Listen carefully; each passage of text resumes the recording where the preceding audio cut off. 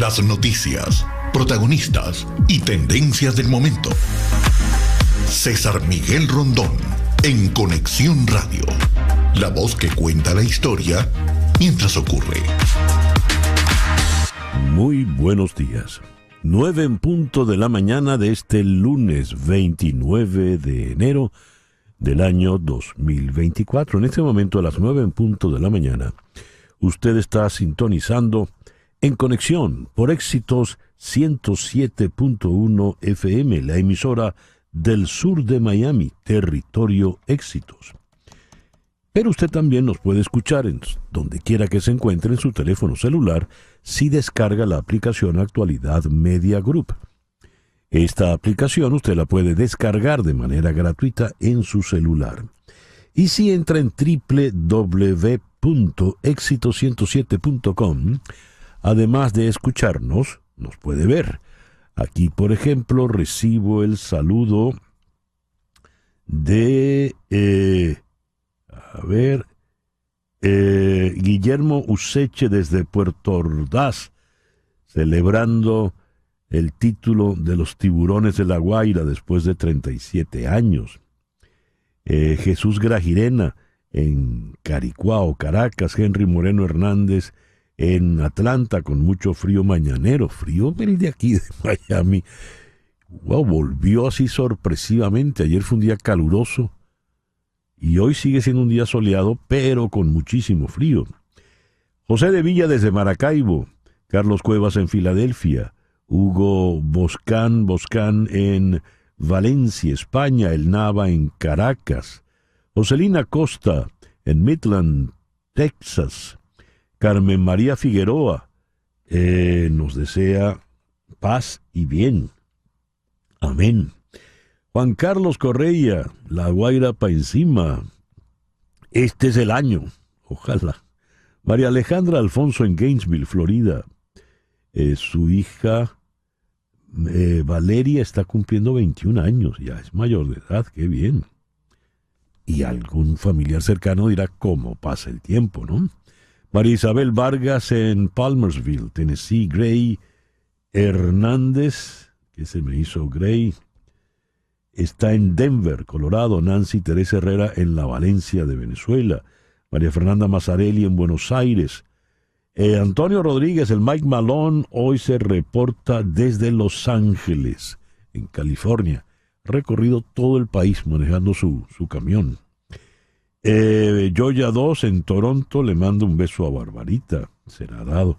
Elizabeth Urbáez, Chere Ramos Graterol, felicitando a todos los fanáticos de La Guaira. Ani Galvis en Bogotá. Gladys Melet en una Caracas encantadora, con un cielo azul, con una brisa suave y fresca. David Moreno en Tenerife. Rafael Rico en Malgrat del Mar. Sibel Ríos en Tennessee. Wow, están por todas partes hoy. Muchísimas gracias a todos por reportar la sintonía de En Conexión. En Conexión es una producción de Flor Alicia Anzola para Éxito 107.1 FM aquí en Miami. Buenos días, Flor Alicia. Buenos días, César Miguel, y buenos días a todos los que nos escuchan. Con Laura Rodríguez en la producción general. Buenos días, Laura. Muy buenos días y feliz comienzo de semana para todos. En Madrid está Mariel Sofía Rodríguez, encargada de la producción informativa. Buenos días, Mariel Sofía. Buenos días, feliz lunes. Bueno, esta caraquista quiere felicitar a todos los fanáticos de Tiburones de La Guaira que nos están escuchando en este momento. Sí, yo creo que ese es un triunfo que celebran todos, porque, cónchale, después de 37 años de sequía, ya era hora. Tenemos a Jesús Carreño en la edición y montaje, Carlos Prato en los controles. Buenos días, Carlos. Buenos días, feliz lunes. Y ante el micrófono, quien tiene el gusto de hablarles, César Miguel Rondón. Hoy, 29 de enero, es el día de San Valero de Zaragoza, obispo y mártir de la ciudad aragonesa del siglo IV, considerado San Vicente mártir. San Pedro Nolasco, San Afrates, San Constancio obispo, San Gildas el sabio y San Juventino. En el calendario astrológico de Enrico Mariani, el último lunes de enero tiene a la luna menguando en Virgo. La luna de Virgo es la luna para recoger, limpiar, ordenar, poner cada cosa en su sitio, cada cosa en su lugar. Siendo una luna de limpieza, es buena para ir al médico, buena para ir a hacer cualquier examen de desintoxicación. Es también excelente para ir al odontólogo. Es la luna, pues, en la que usted va a encontrar lo que se le ha perdido por aquello de limpiar, ordenar y poner cada cosa en su lugar. Luna menguante en Virgo, Sol en Acuario este lunes 29 de enero del año 2024. Hoy es, esto causa gracia, hoy es el Día Mundial del Rompecabezas o Puzzle Day. Es en Venezuela el Día del Trabajador Social. En Brasil es el Día Nacional de la Visibilidad Trans. Se celebra desde el 2004, orgullo, existencia, conciencia y resistencia de la comunidad trans en Brasil.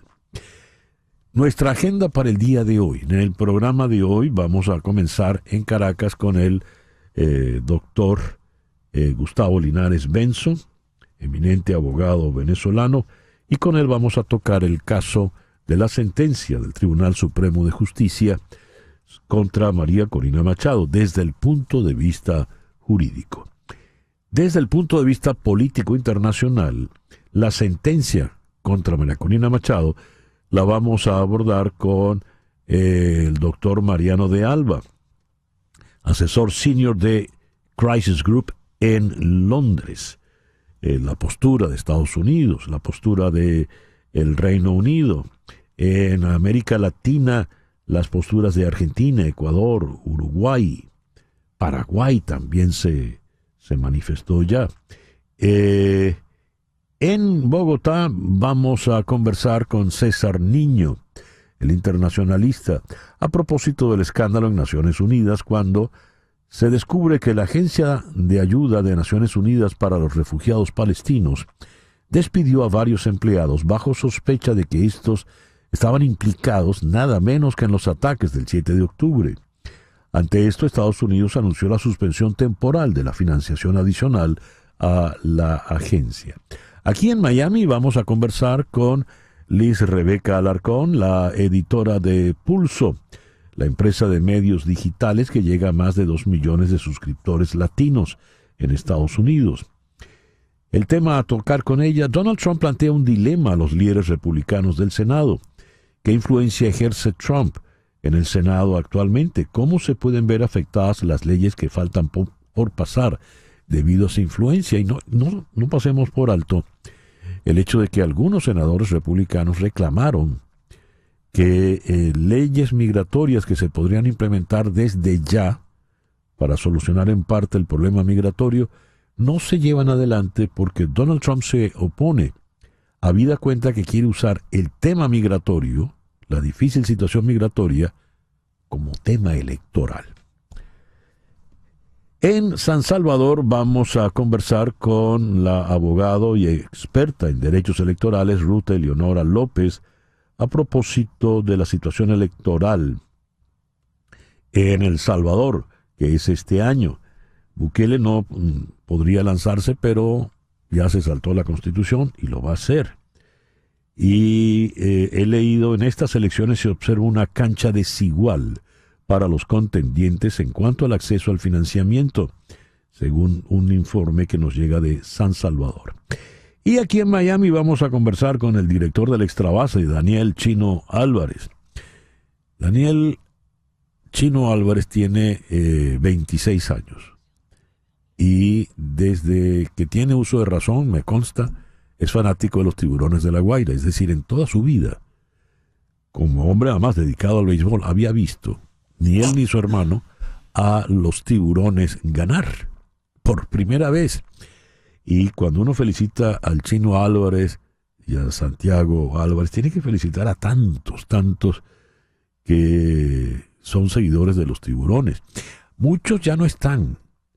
Me viene a la memoria Sergio Gómez, padre, por ejemplo, Teodoro Petkov, José Ignacio Cabrujas, que eran insignes seguidores de los Tiburones de La Guaira. Son los campeones de la Liga de Béisbol Profesional 2023-2024. Y nuestro foro en el día de hoy lo vamos a dedicar al Holocausto, porque cada año en torno al 27 de enero la UNESCO rinde tributo a la memoria de las víctimas del Holocausto y ratifica su compromiso de luchar contra el antisemitismo, el racismo y toda forma de intolerancia que pueda conducir a actos violentos contra determinados grupos humanos.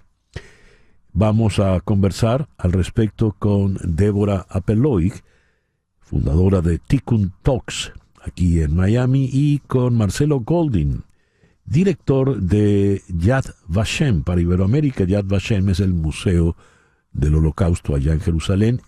Goldin vive en Jerusalén, pero en este momento está de visita aquí en Miami. Ese pues será nuestro programa para el día de hoy. A las 9:11, cuando repasamos las efemérides, tal día como hoy, en 1595, William Shakespeare estrenó nada menos que Romeo y Julieta. Los trágicos adolescentes de Verona están desde 1595 entreteniendo al mundo. Siguiendo en el teatro, el 29 de enero de 1860, allí sí, nació Anton Chekhov, médico, dramaturgo y cuentista ruso, autor de La Gaviota, Tío Vanya, Las Tres Hermanas, El Jardín de los Cerezos. Un autor de una influencia fundamental en lo que fue el teatro del siglo XX. El 29 de enero de 1886, Carl Benz obtiene en Alemania la patente para el primer auto con motor a gasolina. El apellido le suena, ¿no? ¿Verdad? Benz, el de Mercedes, sí. El 29 de enero de 1892 se constituye The Coca-Cola Company en Atlanta, Georgia. En 1916, en Francia, en el marco de la Primera Guerra Mundial, París es bombardeada por primera vez por cepelines alemanes. Hoy está cumpliendo 79 años Tom Selleck y está cumpliendo 70 Oprah Winfrey, de quien se dice es la primera multimillonaria afroamericana. Al año 2023 se le estimaban una fortuna de $2.500 millones.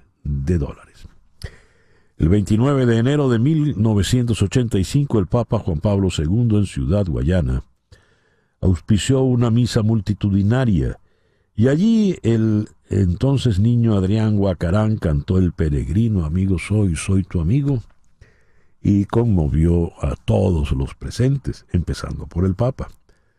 Guacarán falleció en 2017 a los 44 años.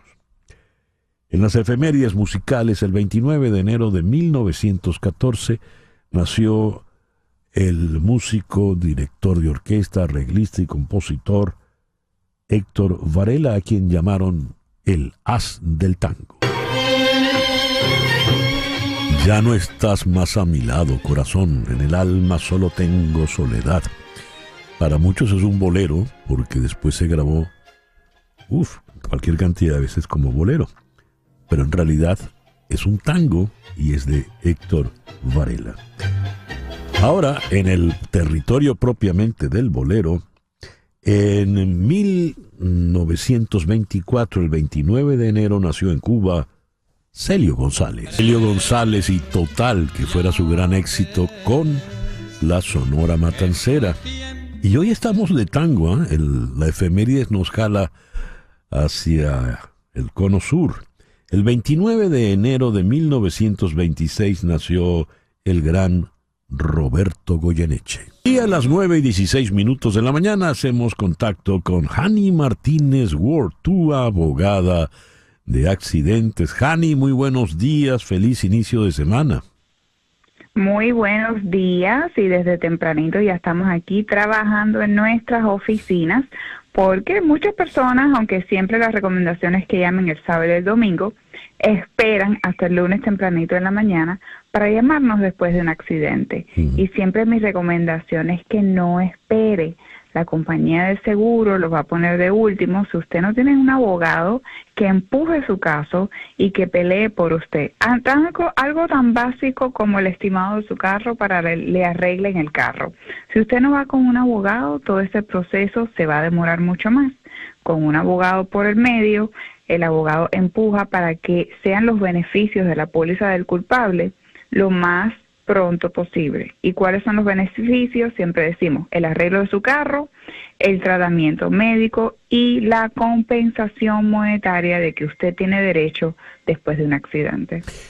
Hani, tengo aquí un testimonio de Maite Castillo. Vamos a oírlo. Mi nombre es Maite María Castillo, nací aquí en Miami, Florida. El accidente pasó el 7 de septiembre, yo iba para el trabajo en Quail Rose Drive, el tráfico estaba parado completamente y el camión rastra que venía atrás de mí dice que no vio mi carro. Si tiene un accidente, les recomiendo a Hani Martínez Ward, son muy buenos, son muy profesionales y ayudan hasta lo máximo. ¿Recuerdas el caso de Maite, Hani? Claro que sí, Maite nos llamó inmediatamente después del accidente y al principio tenía temor de no hacer un reclamo, pero siempre le decimos a nuestros clientes, no te preocupes, tu seguro no te debe subir después de un accidente, no te preocupes. Tú no tienes que pagar absolutamente nada después del caso, no te preocupes. Realmente las lesiones, aunque no las sientas en estos momentos, las vas a sentir después del accidente a los meses, es muy común. Y efectivamente, al mes y medio empezó a sentir lesiones severas, se sintió mucho peor, tuvo un tratamiento médico, tuvo una cirugía láser y al final del caso pudimos obtener $360,000 por su caso. ¡Qué bien, qué bien! De manera tal, querida amiga que me escuchas, querido amigo que me escuchas, no te preocupes y llama al 855-DOLOR55, 855-DOLOR55, que es el teléfono de Hani Martínez Ward. Guarda este teléfono en la memoria de tu celular porque no sabes cuándo va a ocurrir el accidente. 855-DOLOR55, que equivale a 855-365-6755. ¿Algo más, Hani? Eso es todo, estamos aquí, recuerda, no vas a pagar un centavo, así que llámanos inmediatamente. Inmediatamente y no te preocupes. Esa debe ser la consigna, Hani. No te preocupes, llama a Hani. Así es. 85, y eso es lo que dice la gente. 855-DOLOR55, 855-DOLOR55. Muchísimas gracias, Hani, feliz día. Gracias. 9:19, Capicúa. El editorial con César Miguel Rondón.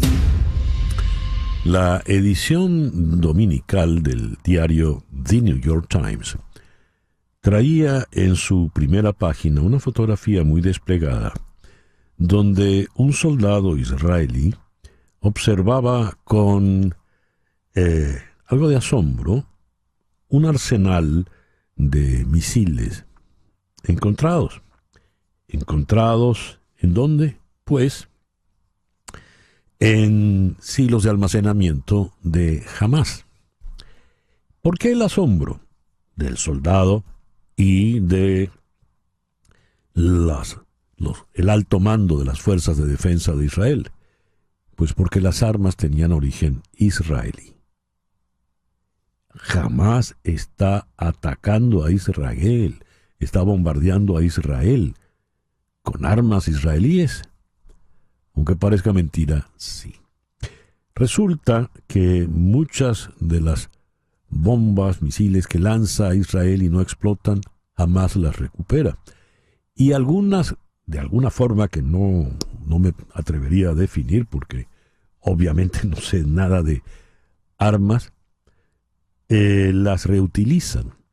Pero lo más grave es que la inteligencia de Israel, y esto lo corroboró después la inteligencia militar de los Estados Unidos, han detectado que en la penetración de Hamás en territorio israelí llegan a depósitos, asilos de almacenamiento de municiones de Israel. Esto, por supuesto, es un tema sumamente delicado en momentos donde la guerra en Hamás no solo no parece estar cercana de un fin, sino lo peor, parece extenderse. En este sentido, leo esta noticia que nos llegó recién.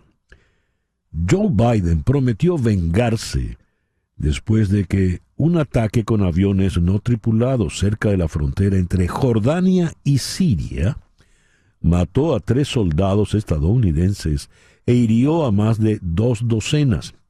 El ataque, que la Casa Blanca atribuyó a grupos militares radicales respaldados por Irán que operan en Siria e Irak, golpeó un puesto avanzado estadounidense y marcó la primera vez que tropas estadounidenses mueren desde la ofensiva de Israel en Gaza. Un conflicto que se está extendiendo cada vez más. Washington ya ha estado llevando a cabo ataques contra militantes hutíes en Yemen.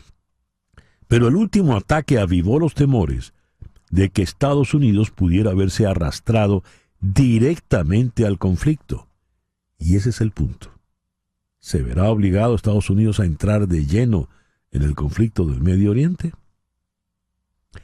9:23, una pequeña pausa y ya regresamos con las noticias más importantes de este lunes 29 de enero de 2024. Continuamos en breve con César Miguel Rondón en Conexión Radio por Éxitos 107.1 FM.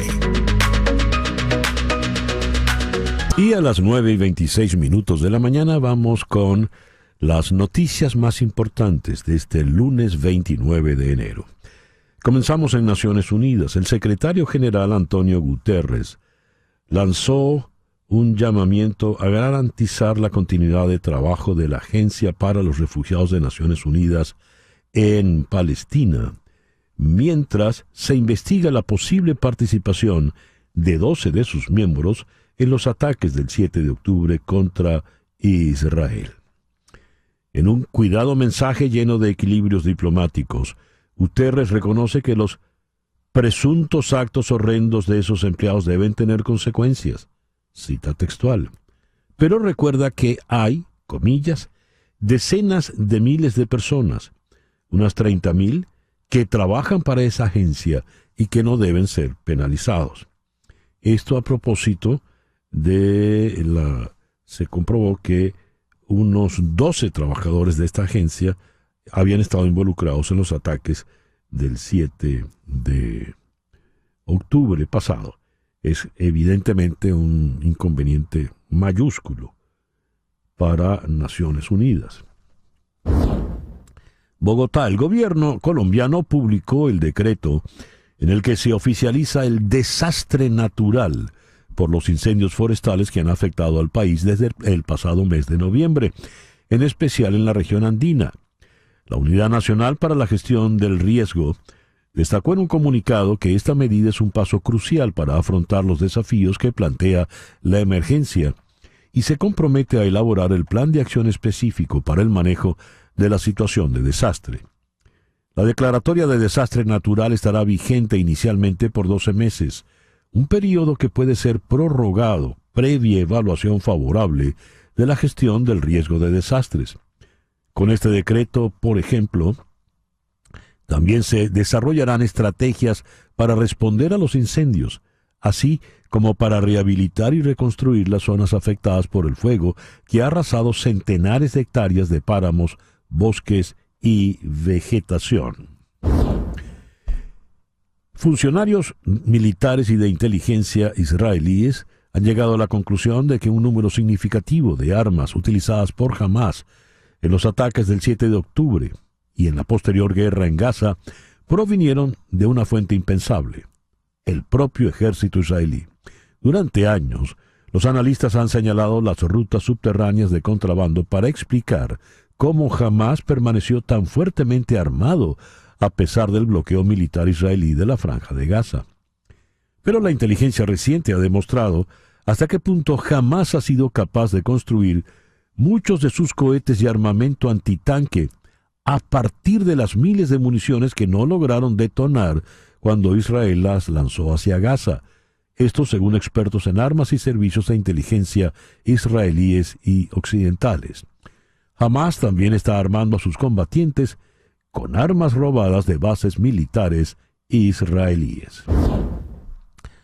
Los republicanos de la Cámara de Representantes presentaron ayer domingo 2 artículos de juicio político, impeachment, contra el secretario de Seguridad Nacional, Alejandro Mayorkas, y prometieron avanzar rápidamente en su intento de destituir al miembro del gabinete por lo que llaman su fracaso en la gestión de la frontera entre Estados Unidos y México.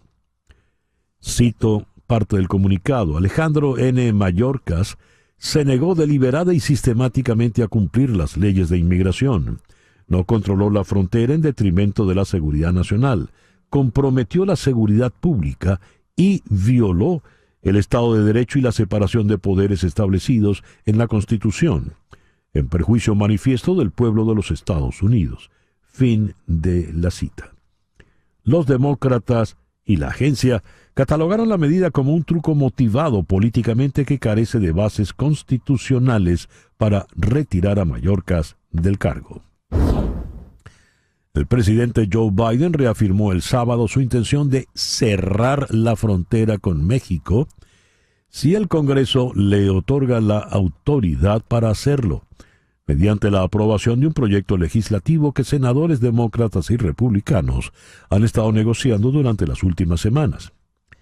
Si el proyecto fuera aprobado como ley, cerraría la frontera ahora mismo, dijo Biden en un discurso durante una cena del Partido Demócrata en Carolina del Sur, estado que el 3 de febrero iniciará el proceso de primarias demócratas de cara a las elecciones de noviembre. En Venezuela, la Plataforma Unitaria Democrática exigió el sábado que se revierta la decisión de la Sala Político-Administrativa del Tribunal Supremo de Justicia de mantener la inhabilitación política contra la candidata unitaria opositora María Corina Machado. Gerardo Blay, jefe de la delegación opositora, aseguró que denunciarán ante el Reino de Noruega y países acompañantes que la medida judicial es una violación parcial del acuerdo alcanzado con el gobierno en Barbados. Afirmó que no están pidiendo sanciones y que solo buscan que el proceso avance y se puedan mejorar las condiciones de los venezolanos. Acotó que el Tribunal Supremo de Justicia y la Contraloría no se entienden.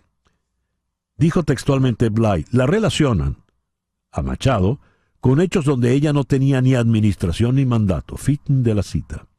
Reconoció Blay que es necesario que haya un mecanismo imparcial de seguimiento a lo firmado.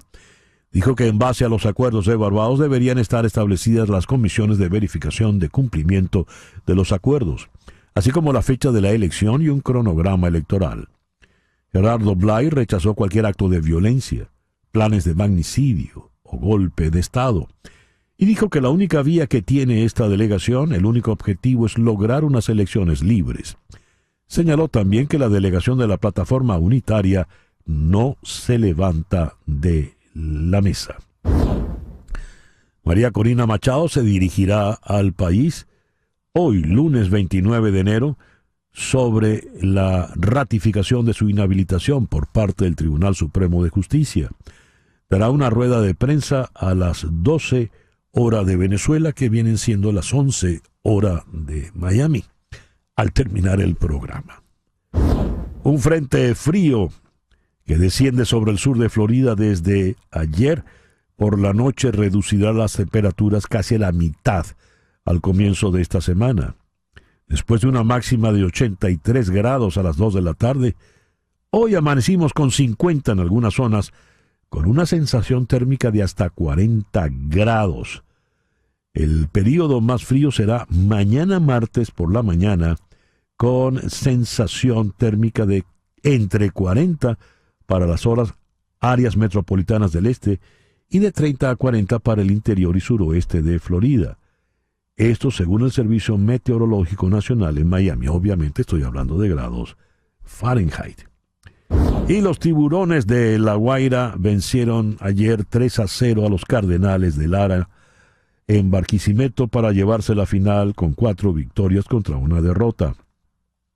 El lanzador Ricardo Pinto de nuevo se vistió de héroe al lanzar 7 innings en blanco para sumar su segunda victoria en la final, además de no permitir a los Cardenales anotar en 14 innings. La victoria sobre Cardenales de Lara en la temporada 2023-2024 terminó con una sequía de 38 campañas llena de tragedias y amarguras para los Tiburones de La Guaira. Los fanáticos escualos por fin aplauden luego de una zafra exitosa liderada por uno de sus ídolos históricos, el manager Osvaldo Guillén, quien la noche de anoche se convirtió en el único manager en ganar una serie mundial y luego un campeonato en la Liga Venezolana de Béisbol Profesional. Ahora, a prepararse para la Serie del Caribe desde el próximo jueves aquí en la ciudad de Miami. Y a las 9:35 de la mañana vamos con nuestra primera entrevista de hoy. Vamos a Caracas, donde está el doctor Gustavo Linares Benzo. Gustavo, muy buenos días. Muchísimas gracias por atendernos. Buenos días, César Miguel, aquí a tu orden. Nos gustaría escuchar tu opinión jurídica sobre la decisión del Tribunal Supremo de Justicia del pasado viernes de ratificar la inhabilitación contra María Corina Machado. Hay algo que ha sido ya señalado por algunos observadores, y es que se ratifica una inhabilitación de la Contraloría General de la República, pero se le agregan elementos que no estaban en la inhabilitación original. Me gustaría tu opinión al respecto, por favor. Hay dos cosas importantes de esa sentencia que hasta yo no he podido abrir. Hoy ni siquiera me abrió la página del TSJ, no es que no me abrió la sentencia, ni siquiera me abrió la página del TSJ, así que lo que tengo son los extractos que circulan en los medios y bueno, aquí de Acceso a la Justicia, que es una página muy seria, ¿no? Uh-huh. Bueno, hay dos cosas importantes aquí del juicio de la inhabilitación. En entrevista reciente que me hiciste, quise hacer un poco el tema de cuándo hay inhabilitaciones, qué es una inhabilitación. Uh-huh. Bueno, aquí hay dos cosas. Las cosas nuevas es que aparece un oficio aquí lo tengo, el oficio 285 del 16 de septiembre del 21, que nadie lo conocía, que inhabilita a María Corina por 15 años. Ese oficio no lo tenía María Corina, no lo tenía nadie, y de hecho nadie lo tiene porque la sentencia, aparte de que no abre el expediente, hasta donde yo puedo saber, no está disponible para las partes, y este es el segundo caso. El primer caso es que aparece un oficio que no se conocía y que nadie tenía en la mano, ni fue notificado a María Corina Machado ni a nadie hasta donde se puede saber. Y lo segundo que lo dijo Gerardo Blaida ayer, es que esto fue sin procedimiento. Esto fue un juicio sumario. O sea, María Corina demanda y a los 15 días está la sentencia.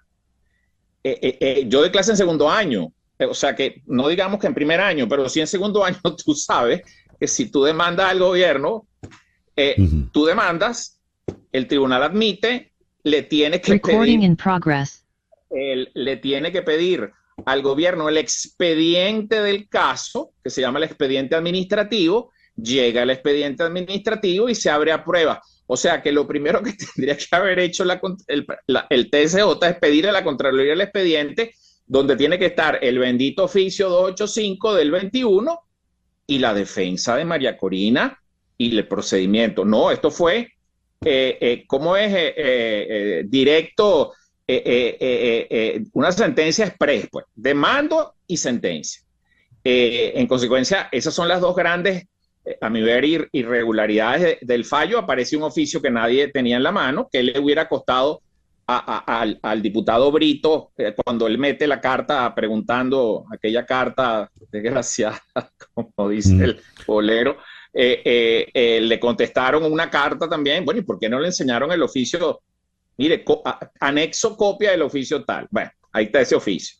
Pero ese oficio implicaba una defensa de María Corina, un procedimiento, y esas inhabilitaciones todas se publican en Gaceta Oficial. Ni siquiera es que el oficio existe, sino que se publican en Gaceta Oficial y tienen 10 páginas porque son una sentencia. Tal día notifiqué a María Corina Machado que la estoy investigando por tal violación a la ley contra la corrupción, etcétera. Tal día llegó María Corina Machado y dijo lo siguiente, pasado mañana llegó tal. Entonces, estas son las dos grandes, la gran violación es que no hubo procedimiento. Gustavo, me impactó lo que dijiste. Yo en segundo año a mis estudiantes les enseño tal proceso, ¿verdad? Cómo se instrumentalizan las cosas jurídicamente. Es evidente al oírte explicar lo que ocurrió con la sentencia, que por lo visto no fue ni siquiera digerida, mucho menos estudiada, que se saltaron todos los pasos procedimentales. Una evidencia más de que el Estado de Derecho como tal, desde hace ya mucho, no existe en Venezuela. Entonces, la pregunta que me viene es una pregunta casi en un tono personal, Gustavo. Después de tus años de experiencia, décadas de experiencia, como abogado, como litigante, como profesor universitario, ¿cómo te sientes? Bueno, yo creo, no sé si estos son ilusiones. Yo creo que hay que distinguir entre la justicia del común, ¿no? O sea, la nulidad de un despido de un funcionario público que puede que ganes, puede que pierdas, los asuntos laborales, los asuntos, etc. Pero a lo que yo he dedicado mi vida, se acabó. Es decir, a pelear contra el gobierno. He dedicado mi vida a pelear contra el gobierno y cuando estuve en el gobierno a defender al gobierno, porque hacía falta defender al gobierno. Pero hace 20 años, desde el 2004, el gobierno no pierde un juicio en el TSJ. Repito, y por favor, me gustaría siempre, por favor, alguna nulidad de un acto administrativo. Yo creo, mi último libro, que suena muy ridículo citarse uno mismo, mi último libro es sobre la nulidad de los actos administrativos, entonces no tenía ejemplos, tenía que ir a los ejemplos de antes. Entonces, a los ejemplos de antes del 2004. Entonces, esto no solo es en el caso de María Corina, es en el caso de Pedro Pérez, secretario del Ministerio de Finanzas. Entonces, el derecho público en Venezuela no existe. No existe por una razón estadística, ¿no? O sea, no hay nulidades, no pude escribir en el libro, tuve que citar las nulidades de antes, incluso las nulidades de cuando estaba el profesor Cabrera, cuando en el TSJ chavista, por llamarlo de alguna manera. Pero desde Velázquez Alvaray, el gobierno no pierde. Creo que en la anterior entrevista dije que no había ninguna posibilidad de que María Corina ganara, pero eso era, de hecho, bueno, no quiero entrar, si me llamas es para que yo haga la tarea jurídica, ¿no? Esto es sencillamente, además, la aplicación de un precedente que viene desde épocas mejores, donde había un poco más de derecho público, ¿no? Que empezó por Enrique Capriles, con esas inhabilitaciones. Enrique Capriles fue inhabilitado, Henry Ramos Aluc fue inhabilitado, y algún artículo mío de prensa hay una regla constitucional que candidato que puntee las encuestas y nos gane, se inhabilita. Era una regla, estando vivo Chávez. Sencillamente se aplica el precedente. Fíjate tú que también sale la sentencia de Capriles. Paradójicamente, la sentencia de Capriles sí tuvo procedimiento, porque tenía años en en el TSJ. Y bueno, y entonces lo inhabilitan porque no licitó un contrato y lo dio a dedo, con adjudicación directa, se llama a dedos, y después, o sea, si tú aplicaras ese precedente en el gobierno, bueno, entonces yo siento que esto no había ninguna duda, y yo siento además que María Corina no iba a ir al TSJ y alguien la empujó. Y espero, alguien la empujó ese día a ir. Yo no hubiera ido al TSJ. Bueno. Espero que no vaya a pedir revisión ante la Sala Constitucional y o sea, no pidamos peras al olmo. Gustavo, muchas gracias por atendernos en esta mañana. No, gracias a ti, César Miguel, muy honrado. Gustavo Linares Benzo, profesor de Derecho Administrativo en la Universidad Central de Venezuela, nos habló desde Caracas. 9:44, una pausa y ya regresamos. En un momento regresamos con César Miguel Rondón en Conexión Radio por Éxitos 107.1 FM. Sintonizas a César Miguel Rondón en Conexión Radio por Éxitos 107.1 FM. 9:46. Contratar los servicios de un abogado de inmigración es un asunto serio porque establecerse en Estados Unidos requiere de trámites que debes realizar solo con abogados con mucha experiencia y conocimiento del sistema. Y las abogadas de Canelo Fadul Immigration, especialistas en todo tipo de visa, suman más de 55 años de experiencia, asesorando desde la solicitud de la visa hasta la obtención de la residencia y posterior ciudadanía. Si necesitas asesoría para inmigrar y establecerte en Estados Unidos, llama al 844-8MIGRAR.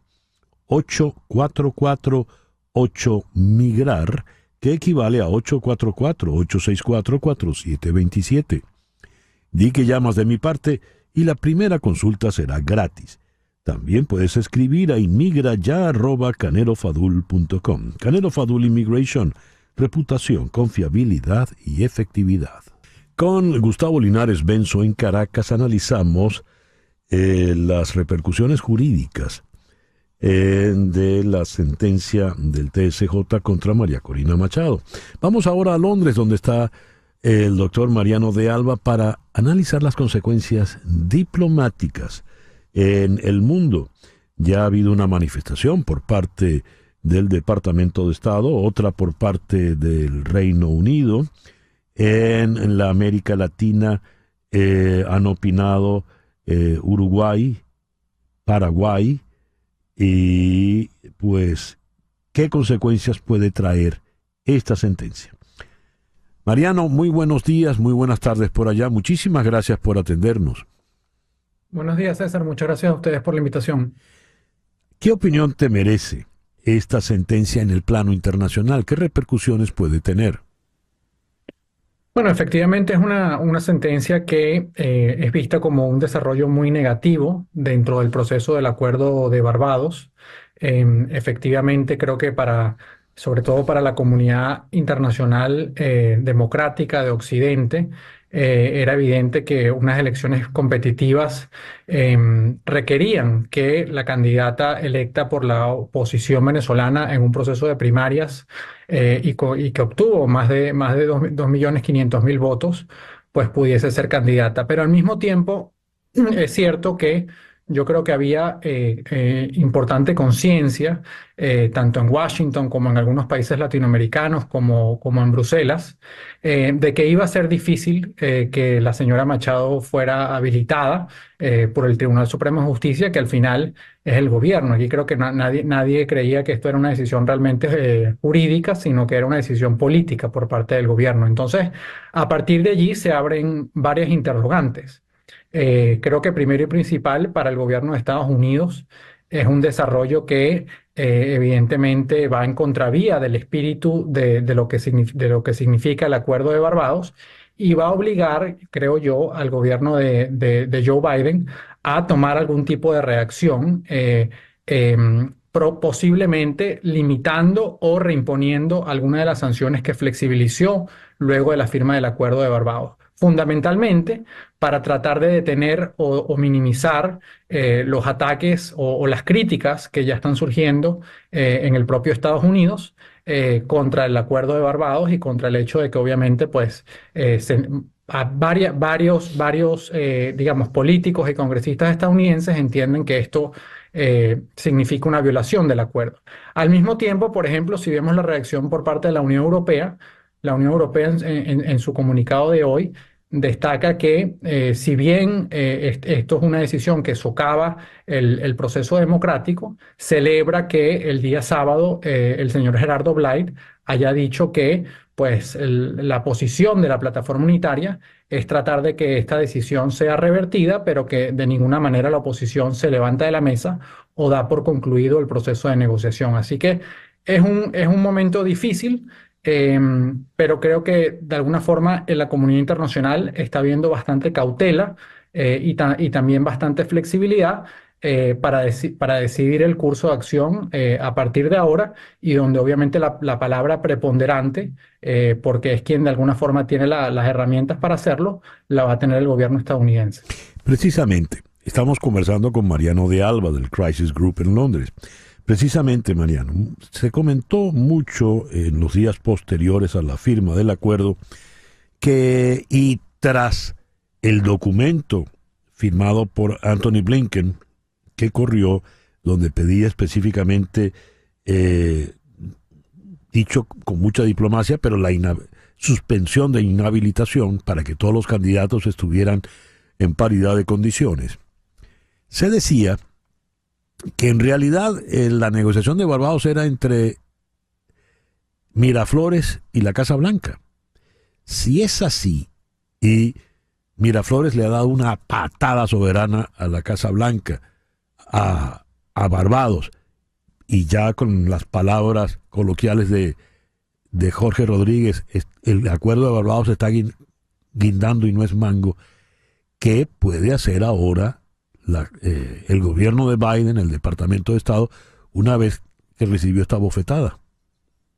Bueno, yo creo que es importante tener claro que esta es una negociación en dos niveles. En un primer nivel está la negociación entre el gobierno de Maduro y la oposición venezolana, que lleva al acuerdo de Barbados, y luego en el segundo nivel está la negociación, como tú bien dices, entre Miraflores y la Casa Blanca. Esa negociación de segundo nivel necesitaba que se concretara el acuerdo de Barbados, porque solamente si se concretaba ese acuerdo es que Washington pensaba que tenía el espacio para acordar esa flexibilización de sanciones que anunció el día después de que se firmó el acuerdo de Barbados. Ahora estamos en una situación donde yo creo que, conforme a la información que yo tengo, en Washington siempre tuvieron muy claro que lo que se acordó en Barbados es que hubiese un procedimiento para revisar las inhabilitaciones, pero realmente nunca hubo un acuerdo antes de la firma del acuerdo nunca hubo un acuerdo en ese segundo nivel, nunca hubo un acuerdo entre Washington y Caracas de que necesariamente todas las inhabilitaciones tenían que ser levantadas. De hecho, hay rumores en los pasillos diplomáticos que antes de que se firmara el acuerdo, los representantes del gobierno de Nicolás Maduro le informaron a Washington y también a la plataforma unitaria de que había una serie de políticos de oposición que ellos nunca iban a estar dispuestos a habilitar. Y sin embargo, el acuerdo se firmó. Entonces yo creo que en este momento en Washington, obviamente esto no es lo que ellos querían ver.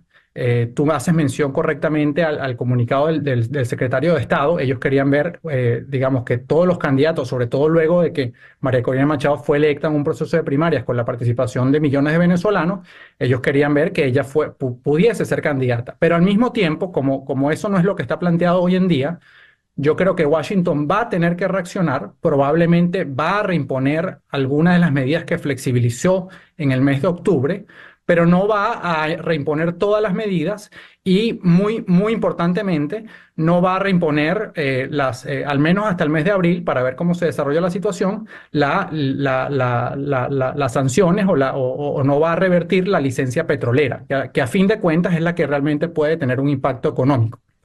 Si de aquí a abril, digamos, los demás elementos del Acuerdo de Barbados, es decir, revisión del registro electoral, invitación, definición de la fecha, obviamente, invitación a la observación electoral, no se concreta, pues yo creo que va a aumentar mucho la posibilidad de que Washington reimponga esas sanciones petroleras. Pero si vamos a un escenario donde a partir de ahora la inhabilitación de la señora Machado no es revertida, pero el gobierno permite la actualización del registro electoral, anuncia la fecha, invita a los observadores internacionales que acordó y da apertura a otras garantías, pues yo creo que Washington al final pues va a tratar de generar un espacio para que la propia oposición consiga una fórmula para tener o para poder participar en esas elecciones sin llegar al extremo de reimponer la sanción más importante, que es la sanción petrolera. Ya. Mariano, muchísimas gracias por estos minutos en la mañana de hoy. Muchísimas gracias por la invitación, César. Un fuerte abrazo. Mariano de Alba del Crisis Group desde Londres. Vamos ahora a la ciudad de Bogotá, donde está el doctor César Niño, doctor en Relaciones Internacionales. César, muy buenos días. Gracias por estar con nosotros en el programa de hoy. Hola, César. Muchas gracias por la invitación. Un placer estar con ustedes. Se reveló a finales de la semana pasada que 12 funcionarios de la Agencia de Naciones Unidas para la Ayuda a los Refugiados Palestinos habían participado de alguna manera en los atentados del 7 de octubre. Esto es una acusación gravísima que llevó a que Estados Unidos pues dijese: no le voy a dar ayuda a esa agencia, no voy a contribuir con el dinero que me corresponde. Esto pone en un conflicto al señor Antonio Guterres. Ha pedido que se proceda con mucho cuidado, porque es una agencia importante con muchas responsabilidades, y además está Naciones Unidas como en un todo en dificultades financieras. Pero es gravísimo lo que ha señalado la propia Agencia de Naciones Unidas. A ver, ¿qué tenemos por delante? Mi pregunta va por cómo puede ser la solución a esto y de qué manera esos 12 funcionarios eran solo ellos y no más de esa agencia de ayuda. César, por favor. Bueno, gracias. Muchas interpretaciones en el caso. La primera es que, de ser cierto y corroborarse la infiltración de Hamas dentro del sistema de Naciones Unidas, significaría de alguna u otra manera una deslegitimación, por supuesto, del proceso del sistema de Naciones Unidas. Y eso implica, entre otras, un desabastecimiento financiero, una desfinanciación, y claramente los que terminan sufriendo y en vilo, pues efectivamente son los refugiados, en esta oportunidad palestinos, que recordemos bien, César, esta agencia de Naciones Unidas se funda hacia 1949, ¿no? Precisamente por esos 700.000 palestinos que quedan, digamos que en el limbo geográfico y humanitario de ese entonces. Entonces, varias cosas. Ese, por un lado, y es, en efecto, si se comprueba que estos 12 sujetos que ya fueron expulsados, hay que aclarar que ya fueron expulsados de la agencia, son responsables de la infiltración de Hamas dentro de Israel y de los atentados terroristas del 7 de octubre del año pasado, seguramente será un proceso que Naciones Unidas deberá empezar a limpiar y a purgar. La otra gran pregunta es si en efecto, o cuál es el alcance ahora del terrorismo internacional de Hamas, que tiene la capacidad de infiltrar el sistema de Naciones Unidas, de corroborarse que esto sea cierto. Ahora bien, una tercera lectura tiene que ver con que Benjamin Netanyahu desde hace más o menos unos 6, 7 años ha increpado y se ha lanzado contra la organización y por supuesto contra esta agencia de refugiados palestinos y del Medio Oriente, porque sospecha y siempre ha dicho que es una cuna de terroristas, ¿no? Como una suerte como de peyorativos y de adjetivos calificativos que van en contra, por supuesto, de esto, precisamente porque dice que Naciones Unidas no debería atender los refugiados, cuando efectivamente es una de sus misiones. Entonces eso es importante tenerlo presente, y es que también hay una lucha por parte de Benjamin Netanyahu, una suerte de cacería de brujas, y también como una represalia, no sé cómo lo vean ustedes, por las medidas cautelares que efectivamente la CIJ mencionó la semana pasada contra Israel para que evitara un genocidio, ¿no? Recordemos que no condena, no asegura que ha habido un genocidio, pero sí le sugiere que tome todas las medidas necesarias para evitar un genocidio y que mande un informe muy detallado y muy preciso sobre qué está haciendo para evitarlo, cuando sabemos a todas luces que efectivamente está ocurriendo algo similar y algo semejante, y por qué no decirlo sin más eufemismos, un genocidio dentro de la Franja de Gaza. Entonces, se me ocurre que estas pueden ser las 3, 4 lecturas que pueden estar ocurriendo. Seguramente la desfinanciación de esta entidad de Naciones Unidas puede llevar a que haya una catástrofe humanitaria mucho más grande, mucho mayor, y recordemos que estos refugiados están localizados en diferentes partes de Medio Oriente, entre ellas Jordania, que ayer recibió efectivamente Estados Unidos un ataque sobre su territorio, sí, ¿no?, donde murieron un par de militares estadounidenses. ¿Qué puede ocurrir en los próximos días? Bueno, varias cosas. Lo primero es que ha habido una oleada de países que han empezado a sumarse al rechazo y a congelar de manera indefinida la ayuda humanitaria y los recursos y la financiación a esta agencia. Entre ellos Japón se sumó esta mañana, ya lo dijo Rumania, ya lo ha dicho Estados Unidos, van, si mal no estoy, 12 países europeos, y fuera de Europa, pues repito un poco, Japón, que efectivamente son los que al parecer son los que financian con mayor número de dinero esta organización, esta entidad, perdón, de las Naciones Unidas, y puede pasar varias cosas. La primera, que haya lo que se conoce como el lawfare, ¿no? Como una guerra jurídica también, sí, un rifirrafe entre términos jurídicos entre inclusive el gobierno israelí con Naciones Unidas, donde inclusive Guterres, que está a punto de salir de la Secretaría General de Naciones Unidas, vea esto como una gran derrota de su gestión. No haber podido solucionar este aspecto y, por supuesto, prolongarse el conflicto regional en Medio Oriente. También que pues Hamas en esta oportunidad cae como una organización que ha tenido la capacidad de infiltrar el sistema de Naciones Unidas. En dado caso que se compruebe que sea cierto, esto generaría una nueva época, una nueva ola del terrorismo. Un terrorismo capaz de infiltrar la toma de decisiones del sistema de Naciones Unidas.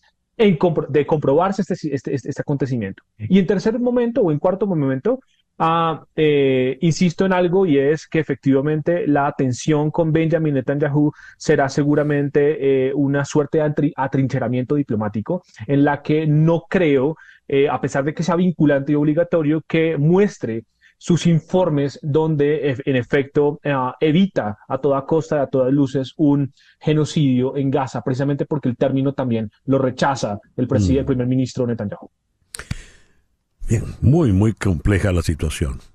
César, muchas gracias. Bien, discúlpame, te interrumpo un segundo. ¿Sabes una cosa que se me ocurre? Sí. Al final de todo, y es que así desaparezca la Agencia de Naciones Unidas para los Refugiados Palestinos, los palestinos refugiados seguirán siendo refugiados y conservarán, eso sí, para que lo sepan nuestros oyentes, conservarán sus derechos bajo la resolución 194 de la Asamblea General, ¿no? Efectivamente, para que lo tengamos muy presente. No se les quita el estatus de refugiados, así desaparezca la agencia. Bien. Gracias, César, por estos minutos en la mañana de hoy. A ti, gracias por la invitación. El doctor César Niño, internacionalista desde Bogotá. Una pequeña pausa y ya regresamos con el foro En Conexión por Éxito 107.1 FM en Miami. Una pausa y regresamos con César Miguel Rondón en Conexión Radio.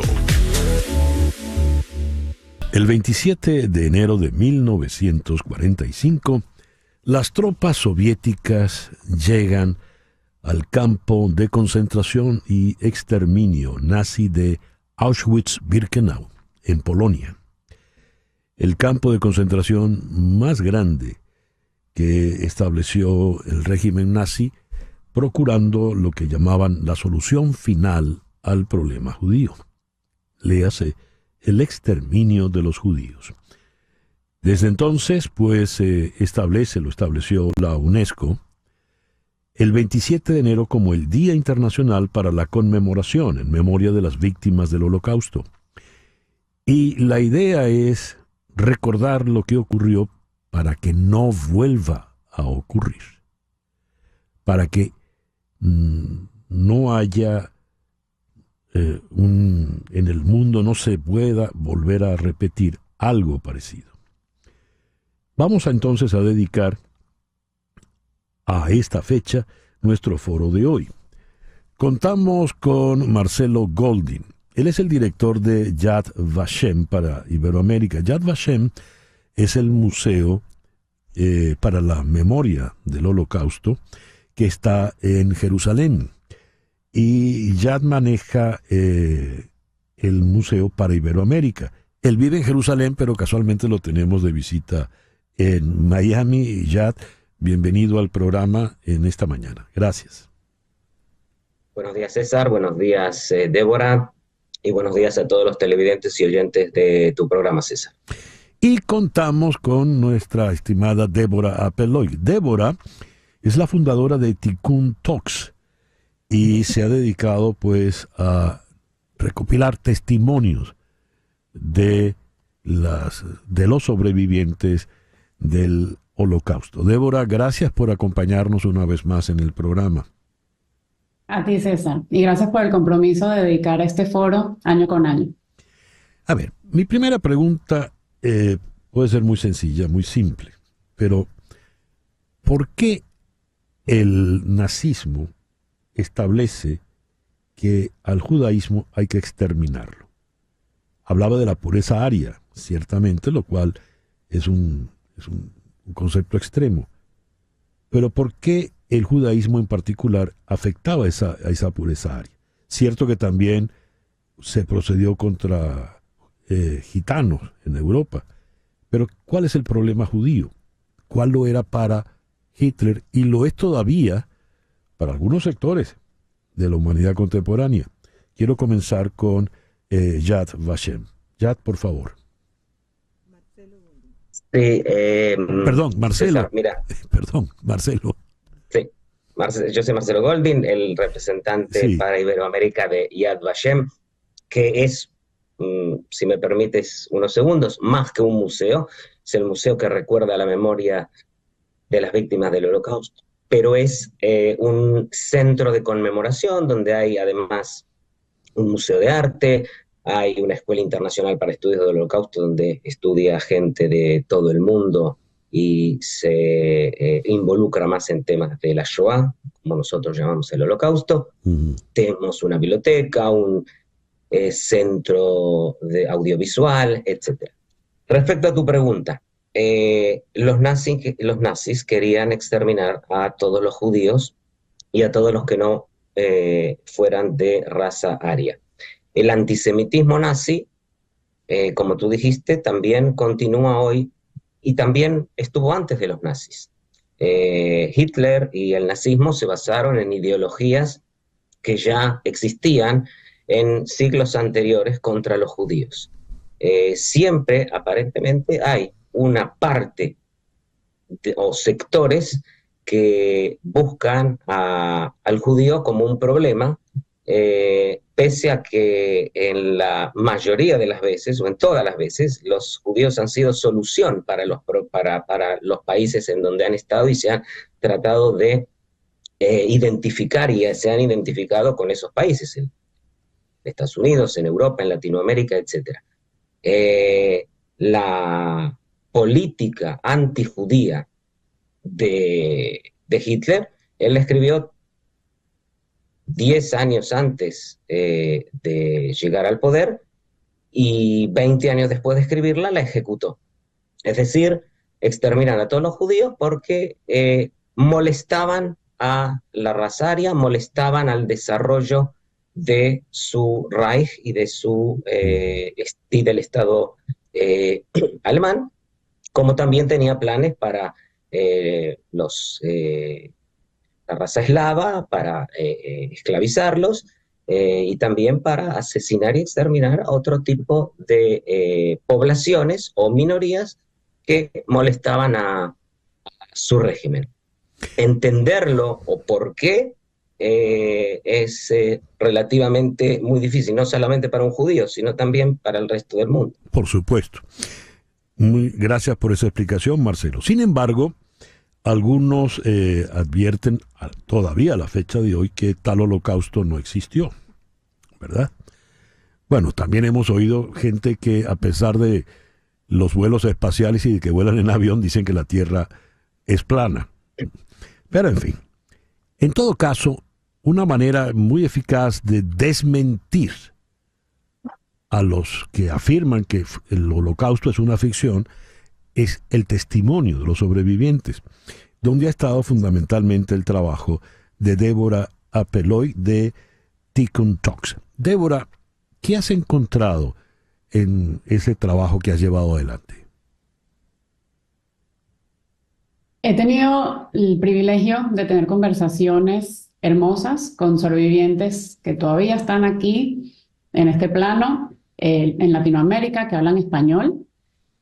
Y he tenido también la oportunidad de leer muchos testimonios de sobrevivientes que ya no están entre nosotros, incluyendo a mis abuelos, Musha y Andrés Apeloy.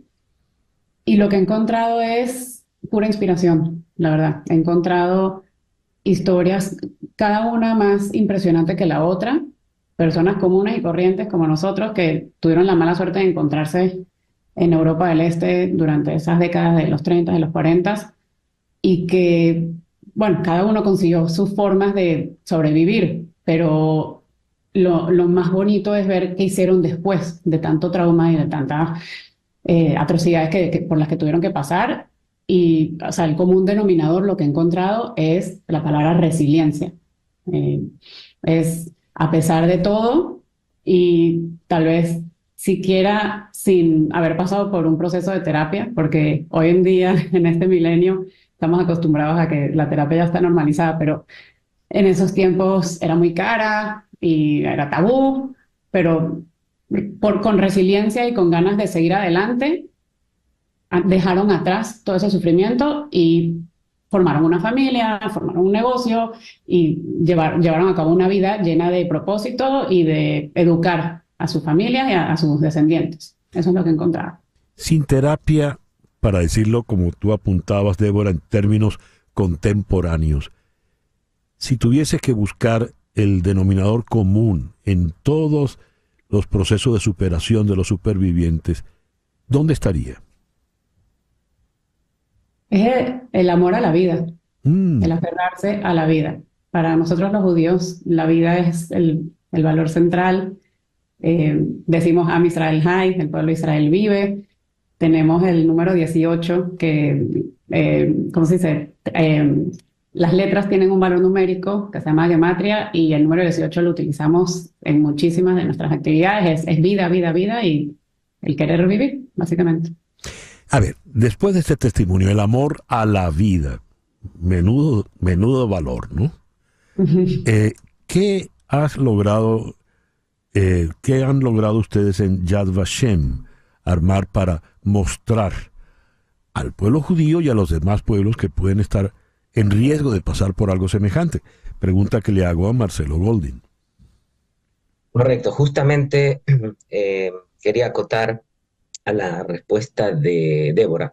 Yad Vashem se ha establecido justamente para recordar cada una de esas víctimas, porque se habla mucho de los 6 millones de judíos exterminados durante el Holocausto, pero lo que nosotros tratamos de mostrar es que hubo 6 millones de asesinatos, y cada uno fue de un judío. Entonces, lo que nosotros hemos establecido es un lugar donde se conmemora la memoria de esta gente, y también recabamos testimonio justamente de sobrevivientes del Holocausto, en donde Débora tiene toda la razón. El tema fundamental de cada uno de ellos es el optimismo de aferrarse a la vida, el optimismo de seguir adelante, pese a que muchos de ellos quedaron solos en el mundo, sin nadie, sin familia. Nosotros en Yad Vashem tenemos registrado ya 4.800.000 nombres que están en el nuevo libro de los nombres que tenemos en Yad Vashem, y que también hay una copia en Auschwitz. Por supuesto, este trabajo lo continuamos haciendo, y aunque parezca mentira, después de casi 80 años, nosotros seguimos recibiendo registros de gente que viene y anota a las víctimas. Entonces, hoy en día recibimos por año unos 15.000 nuevos registros. O sea que tenemos todavía un trabajo para hacer solamente en eso de registrarse. Yo invito a toda la gente, a todos los televidentes, a los oyentes, a venir a Yad Vashem, a ver lo que nosotros hacemos para recordar la memoria, para que esto, como tú dijiste, no vuelva a suceder y para que se den cuenta de realmente lo que fue para el pueblo judío y para otras minorías la Shoah o el Holocausto. Débora, tengo entendido que tu tío Moshe, sobreviviente del Holocausto, está entre las víctimas que ocurrieron el pasado 7 de octubre en un kibutz fronterizo con Gaza. Por favor, cuéntanos.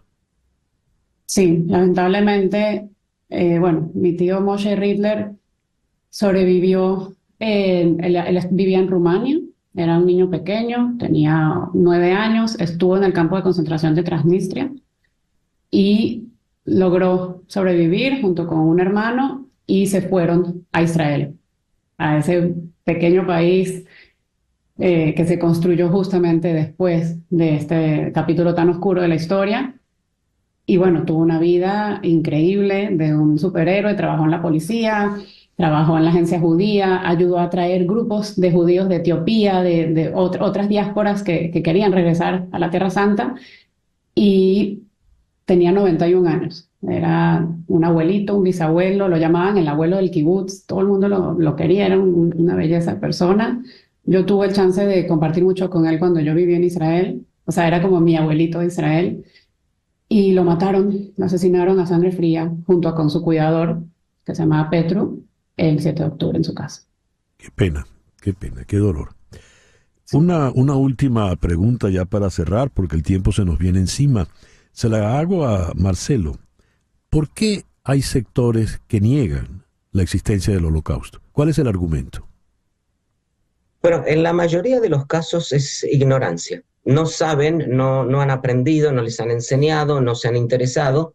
Y esa es una de las objetivos que tiene también Yad Vashem, de educar y de expandir este recuerdo y de enseñar a la gente. Lo primero que nosotros hacemos cuando vemos una expresión antisemita, si nosotros vemos que es por ignorancia o porque no sabe, etcétera, lo invitamos a Yad Vashem. Yad Vashem es un lugar gratuito donde puede entrar toda la gente que quiere conocer y aprender, y le enseñamos. Y no en pocos casos hemos logrado revertir esa posición, porque la persona ha entendido de que no estaba interiorizada de lo que realmente había sucedido, porque se pueden negar todas las cosas, pero cuando hay pruebas, y hay muchas pruebas, los mismos nazis ofrecieron esas pruebas, entonces nosotros allí podemos demostrarlo. Hay otros casos en que tal vez es irreversible por un odio,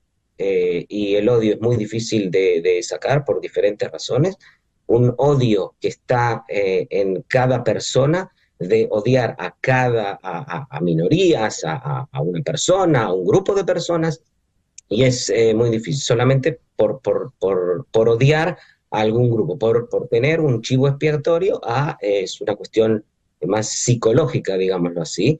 Eso es muy difícil de erradicar. Yo te diría que el racismo y el antisemitismo tenemos que llevarlo a un nivel bajo. Erradicarlo totalmente puede ser muy difícil, porque siempre va a haber alguien que lo único que hace es seguir con el odio. Muchísimas gracias por habernos acompañado en la mañana de hoy. Gracias a Marcelo Goldin, quien acaba de hablar, director de Yad Vashem para Iberoamérica. Gracias, Marcelo. Y gracias a ustedes. Muchísimas gracias a nuestra estimada Débora Peloy. Débora es la fundadora de Tikkun Talks aquí en Miami. Muchísimas gracias, Débora. Gracias a ustedes. Y si puedo decir un último mensaje. Por favor. Marcelo nos invitó a conocer Yad Vashem, está en Jerusalén. Pero también tenemos muchísimas instituciones al alcance de quienes estamos aquí en Miami. Al frente de Lincoln Road se encuentra el Memorial, el monumento donde podemos, conectando con lo que decíamos del valor a la vida y a cada nombre, tenemos paredes y paredes con cada uno de esos nombres, de esas almas a quienes queremos honrar con muchísima educación. Yo soy voluntaria allí y doy los tours. Tenemos a quienes están escuchando en Venezuela, está el espacio Ana Frank, o sea, hay instituciones, está la página web de Yad Vashem en español llena de recursos educativos. Lo importante es educarnos y seguir aprendiendo y aferrándonos, aunque sea a una historia de un sobreviviente o de una persona que falleció, porque así le damos una cara humana. Gracias. Gracias a ustedes. 10:24 de la mañana, una pequeña pausa y ya regresamos. En un momento regresamos con César Miguel Rondón en Conexión Radio por Éxitos 107.1 FM. Aquí en Miami hacemos contacto con Liz Rebeca Alarcón, quien es la creadora de Pulso. Pulso es una empresa de medios digitales sin fines de lucro que llega a más de 2 millones de suscriptores latinos en todo el territorio de los Estados Unidos. Liz Rebeca, gracias por atender nuestra invitación al día de hoy. A ustedes, gracias. Leo lo siguiente. Trump plantea un dilema a los líderes republicanos del Senado. ¿Qué influencia ejerce Trump en el Senado actualmente? A diferencia de lo que ocurre en la Cámara de Representantes, donde el señor Mike Johnson pues está siempre a su lado, ¿verdad? Siguiéndole las directrices. En el Senado incluso ha habido senadores como Mitt Romney, quienes se han quejado de que no se pueden aprobar leyes para arreglar el problema migratorio porque Trump quiere dejar que eso siga en caos para usarlo como parte de su campaña electoral. ¿Cuál es la situación planteada, Liz?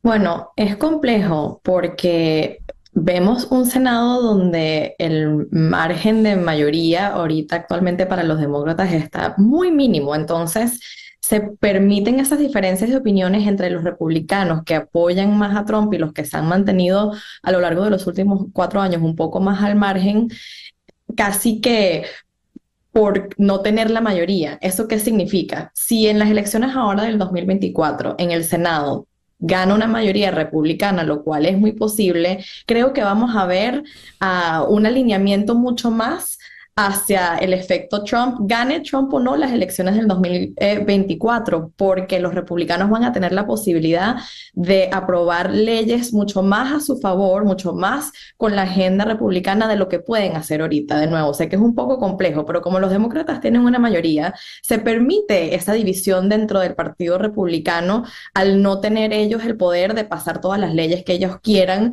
como plataforma. Entonces, yo creo que el 2024 va a ser decisivo si los demócratas pierden el Senado, lo cual es muy posible por el retiro de Joe Manchin, que se alinee un poco más la agenda, lastimosamente, en mi opinión, para la agenda MAGA un poco más extremista que favorece a Trump.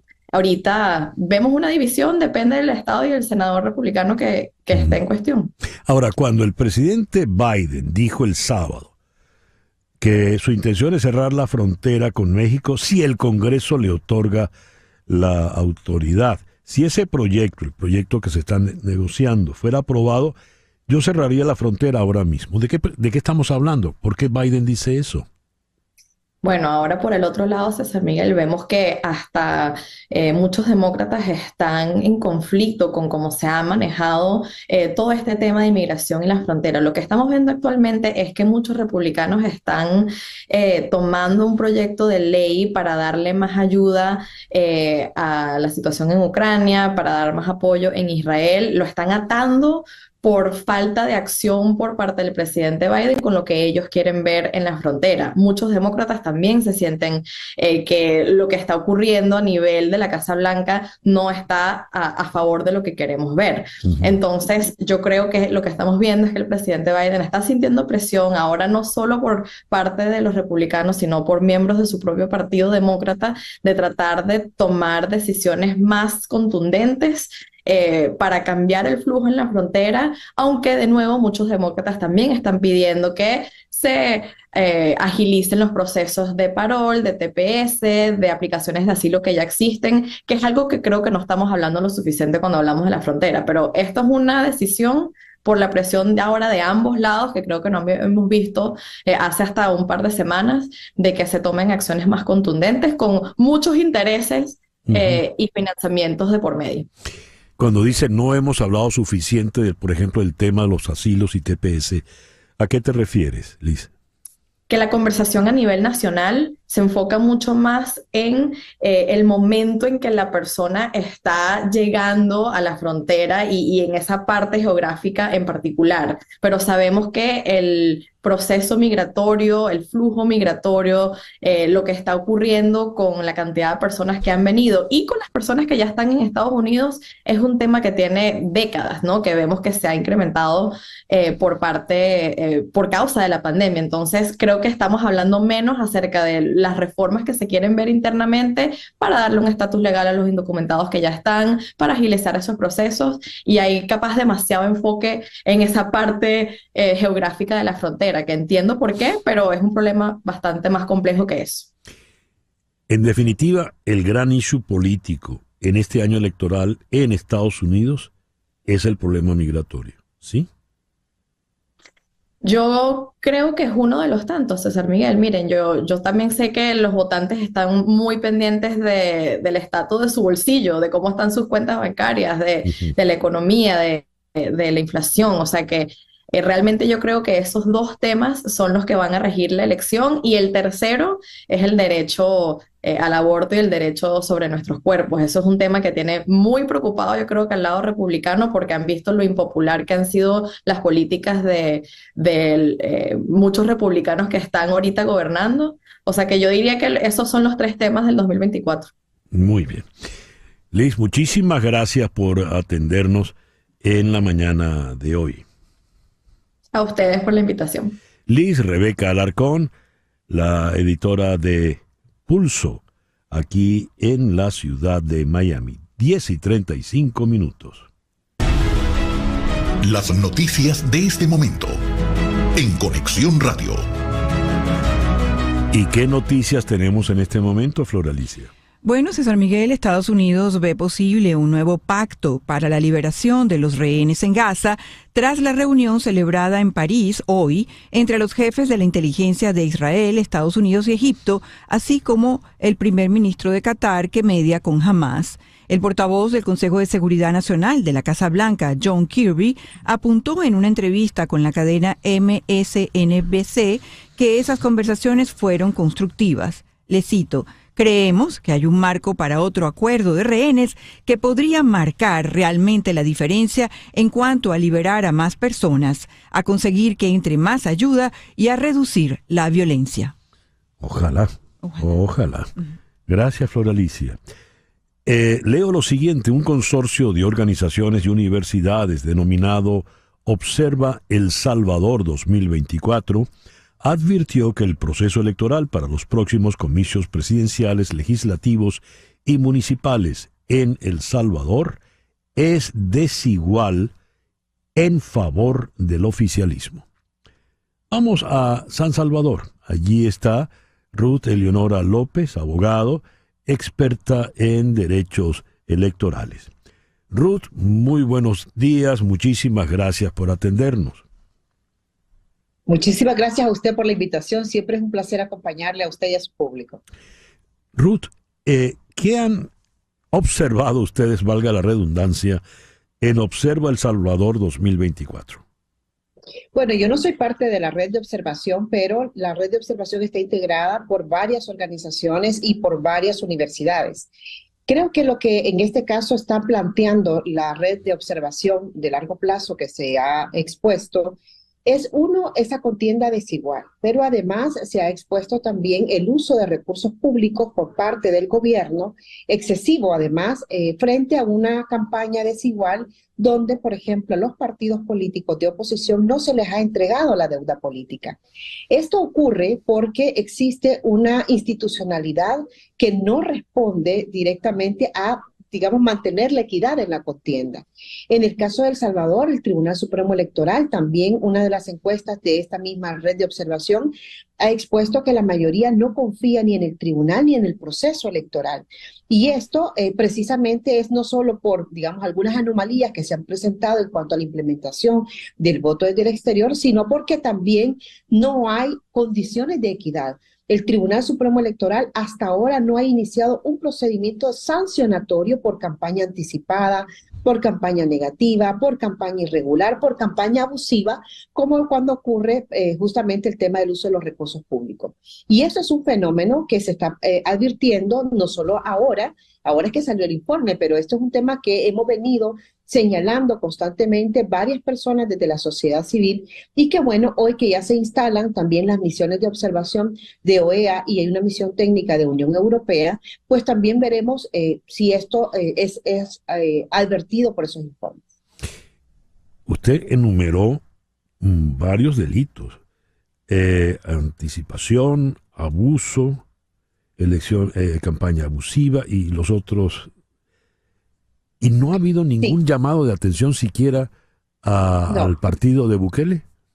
El tribunal lo único que ha hecho es sacar comunicados donde dice si ustedes hacen campaña anticipada se les va a sancionar, o si ustedes hacen, por ejemplo, uso de recursos públicos se les va a sancionar, pero es una exhortación, es decir, el tribunal se ha quedado a exhortar y lamentablemente no ha utilizado su rol de control, su rol como Tribunal Supremo Electoral, y por lo tanto hay un incumplimiento claro de los deberes encargados al Tribunal Supremo Electoral desde la Constitución y desde la normativa electoral. Muy bien. ¿Para cuándo es la fecha y qué puede ocurrir en ese momento, Ruth? La fecha de la elección es el 4 de febrero y la otra elección es el 3 de marzo. El 4 de febrero es una elección presidencial y legislativa y el 3 de marzo es una elección legislativa y de Parlamento Centroamericano. En el caso salvadoreño, nosotros advertimos la posibilidad de que ocurra la concentración más aún de poder y por tanto se consolide un sistema de partido hegemónico a partir de las reglas electorales en El Salvador que han cambiado. ¿A qué me refiero? Y es que han cambiado algunos elementos durante un año antes de la elección, es decir, era un periodo en el cual no se debían producir cambios de las reglas electorales, sin embargo, fue modificada por la mayoría oficialista en el Congreso. Y se eliminó esa temporalidad que en muchos países sirve precisamente para darle certeza y seguridad jurídica a los contendientes y al proceso en general y sobre todo a la ciudadanía. Esto se eliminó y se modificó el sistema electoral legislativo, cambiando la cantidad de diputados, pero también cambiando la fórmula. Y yo siempre trato de comentar de una manera lo más didáctica posible, que es como que usted cuando cambia los ingredientes de un plato de comida. Es decir, puede tener los mismos espaguetis, pero si cambia los ingredientes le va a dar un sabor distinto. Y eso es lo que pasa con las fórmulas electorales. En este caso, la fórmula que teníamos era una fórmula de cocientes y residuos, una fórmula Hare, que, digamos, lo que atiende o su principio fundamental es dar más representación y pluralismo, y hemos ido hacia una fórmula que concentra más el poder y por lo tanto lo que permite es darle más escaños, incluso produciendo una sobrerepresentación excesiva al partido que más votos obtiene.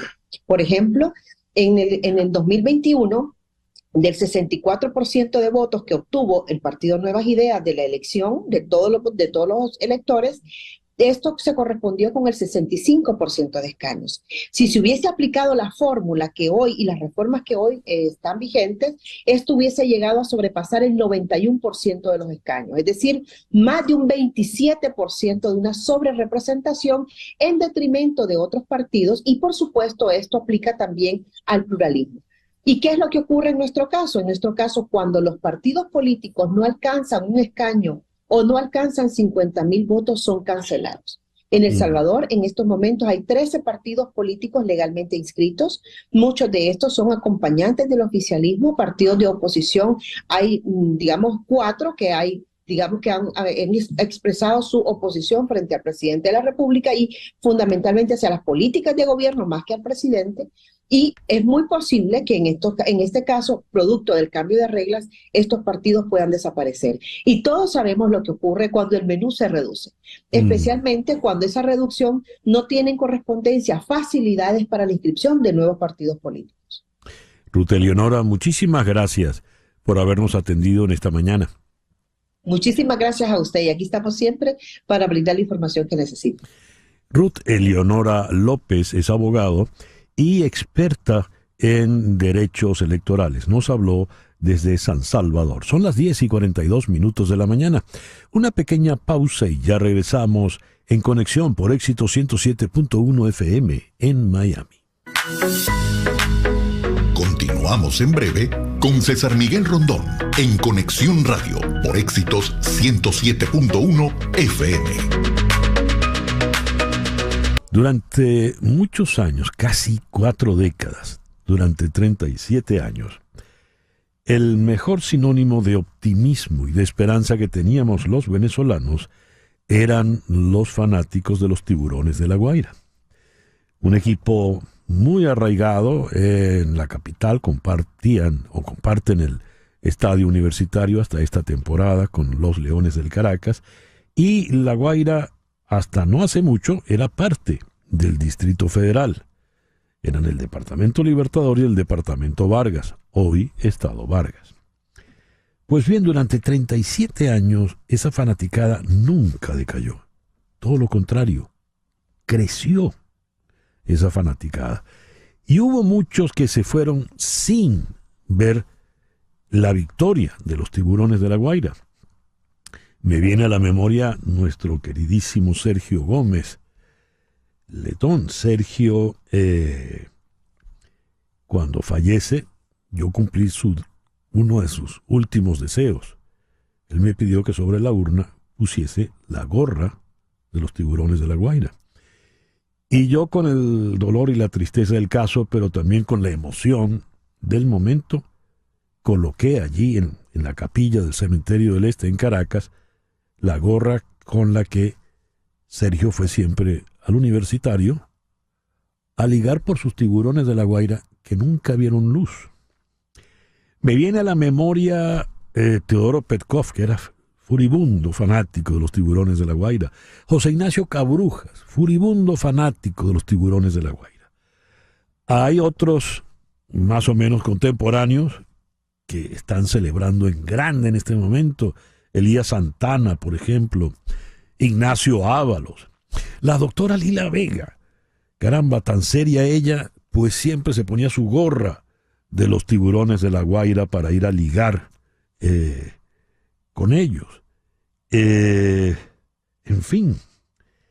Y tengo aquí una foto donde dos pequeñitos se hacen fanáticos de los Tiburones de La Guaira. Estos pequeñitos son los hijos de Daniel Álvarez y de Mari Montes, ambos furibundos caraquistas. ¿Y por qué los hijos le salieron de los Tiburones de La Guaira? No se sabe, pero son de esos misterios que esconde el universo. Pero por fin estos dos, que ya son dos hombres hechos y derechos, han logrado ver vencer por fin a los Tiburones de La Guaira. El mayor de ellos, Daniel, conocido como el Chino Álvarez, es el editor del Extrabase, un profesional, pues, del béisbol, hoy por hoy. Y allí lo tenemos. No puede ser, Chino, estás llorando.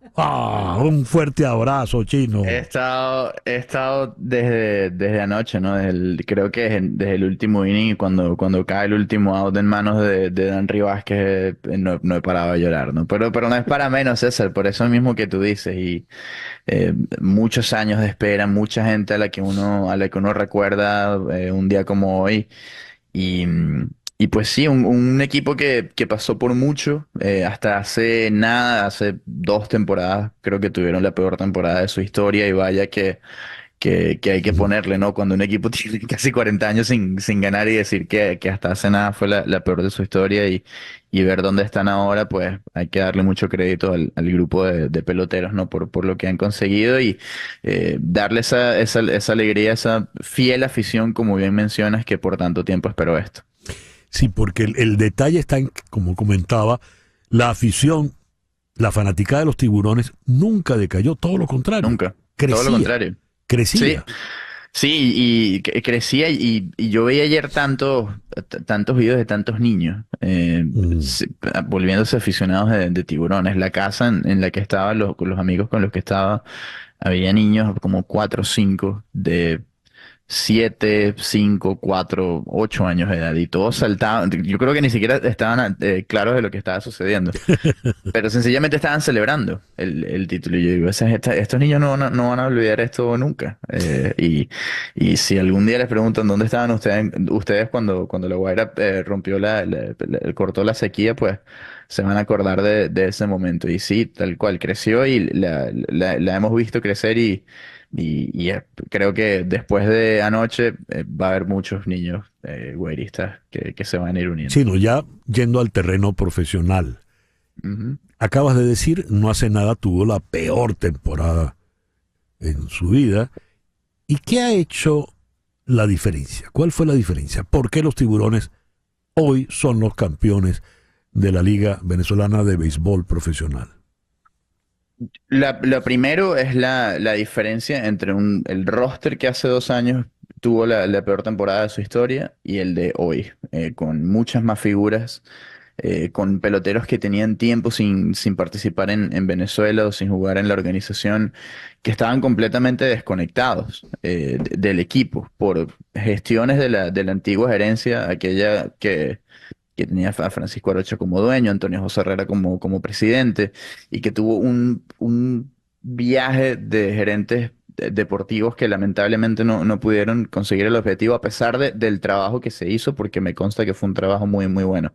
Pero desde la temporada pasada, con el nombramiento de César Collins como gerente deportivo, la cultura empezó a cambiar dentro de la organización. Estos peloteros que estaban desconectados, que tenían tiempo que no jugaban en Venezuela, que no tenían esa motivación, pues la consiguieron junto con la nueva directiva y empezaron a formar ese núcleo que llegó el año pasado hasta un sexto juego de la final contra los Leones del Caracas y lamentablemente en esa ocasión para Tiburones no pudieron conseguir el objetivo, pero todo eso continuó para este año, ya con un nuevo propietario. Al principio el equipo arrancó bien, después tuvo una semana muy negativa y tomaron decisiones completamente inesperadas, como sacar a César Collins como gerente deportivo y nombrar a Alberto Díaz como gerente general, a Luis Sojo como gerente deportivo.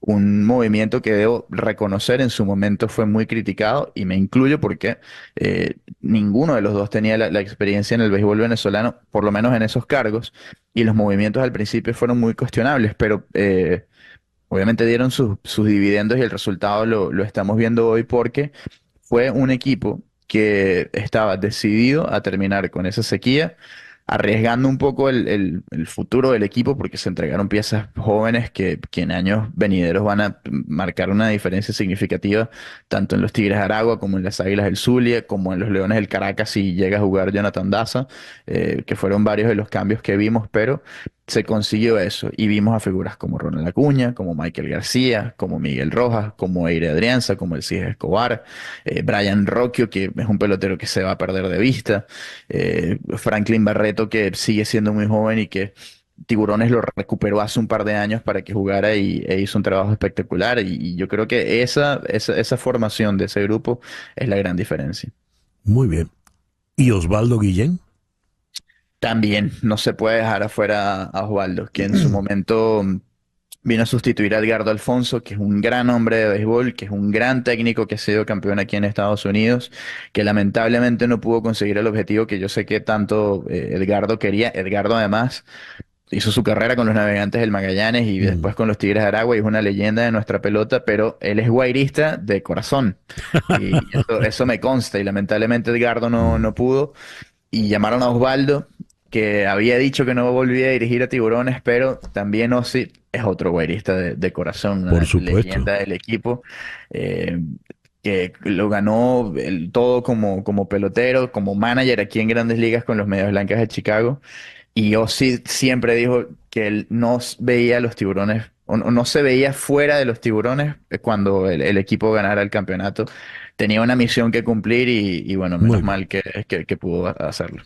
Bueno, yo que te conozco prácticamente desde la cuna, Y sé que desde allí, para despecho de tus padres, eres guairista. Te felicito, de verdad, a ti y a mi otro sobrino, tu querido hermano Santiago. Claro que sí, ¿no? Y felicitaciones a todos los guairistas. Si, como comencé mi comentario de introducción, si el venezolano es optimista, la prueba más palpable es que La Guaira tiene fanáticos. Así es. Así es. Enhorabuena. Un fuerte abrazo, Chino. Gracias, César. Gracias, Flor. Y saludos a toda tu audiencia. Y bueno, para encima. Para encima, así es. Daniel Chino Álvarez, el director de El Extra Base. 10:56. En Conexión fue una producción de Flor Alicia Anzola para Éxito 107.1 FM, con Laura Rodríguez en la producción general, Mariel Sofía Rodríguez en la producción informativa, Jesús Carreño en la edición y montaje, Carlos Prato en los controles y ante el micrófono, quien tuvo el gusto de hablarles, César Miguel Rondón.